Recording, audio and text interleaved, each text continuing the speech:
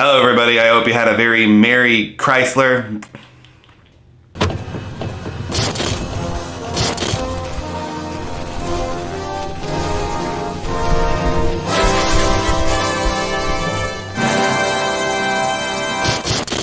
If you're subscribed to me, you probably like boring things. Like film history and film sociology and film archaeology and all that stuff, whatever I like to talk about. I'm really passionate about this. Cut me some slack, yo. Do kids still say yo? No, cap. This is my drip.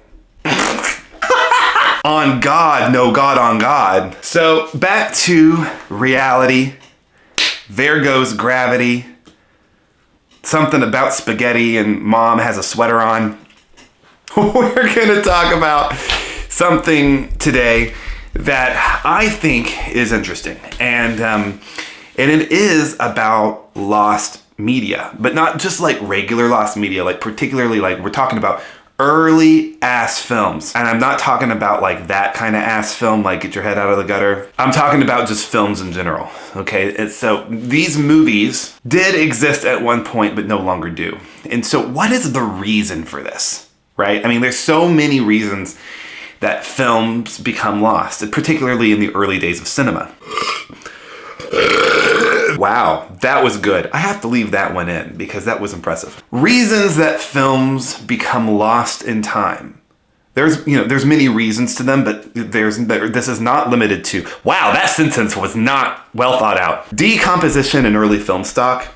That's kind of the number one reason that I feel a lot of these films go missing in time. Many of like the early films of like the early 1900s and 1920s were put on nitrate film, which is highly flammable. I mean, nitrate, really? And it's also really prone to decomposition. A lot of the early filmmakers, I mean, let's just be real, I don't think they really knew how much this medium would take off. It was very experimental, and a lot of these filmmakers were just creating art pieces that were, there was a lot of experimentation. This was right in the middle of the surrealism era in the art world, and there were a lot of surrealist films that were being made, but also more like documentarian style, and then also just trying to experiment with creating narrative forms. Because they were put on nitrate stock, they either got burned or they decomposed. Another big reason would be poor archiving and neglect. Neglect being the key word here, because again, a lot of people at this time period did not think that film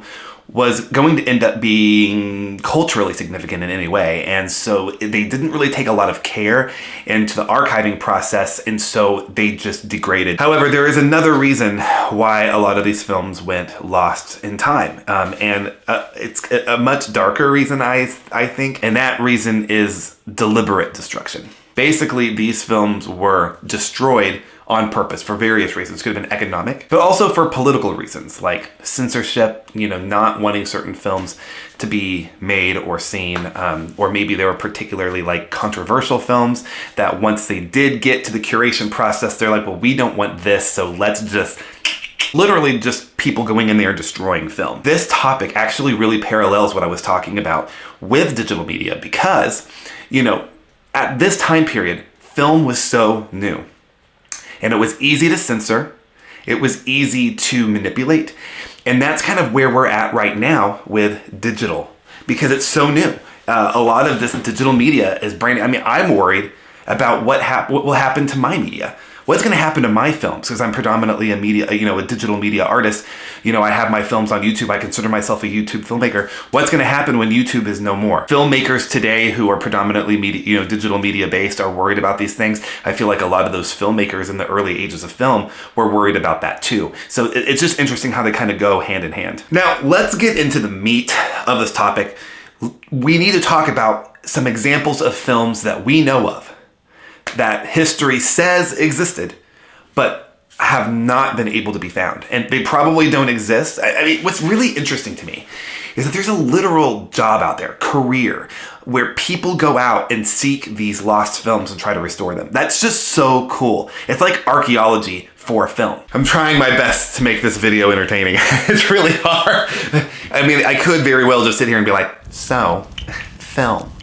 History is very important because the cultural and sociological implications of the way the film history worked. Back in the early 1900s and early 19... This joke is going on too long. It's over, it's done. Anyway, some examples of these films that, kind of became lost in time. One of them is, wow, that was really, my English suffered greatly right there. The Mountain Eagle from 1926. It's one of Alfred Hitchcock's earliest films. And there are no copies so far that can be found. It's crazy to me. Alfred Hitchcock, his early films in general are really hard to get a hold of, really hard to find. And he's one of the most culturally important filmmakers of our time. And we can't find his earlier films. Some of them are known of, but just don't exist. Like, this is a film that I'm never going to be able to see. The next one is from 1917. It's called Cleopatra. This is one of the most famous lost films because of how boisterous and loud the production quality was. This is a movie that's extremely well known, but again, has been lost in time. It's crazy. Who knows where they are? And I just think that's really interesting that we just don't know. Are they in a vault somewhere?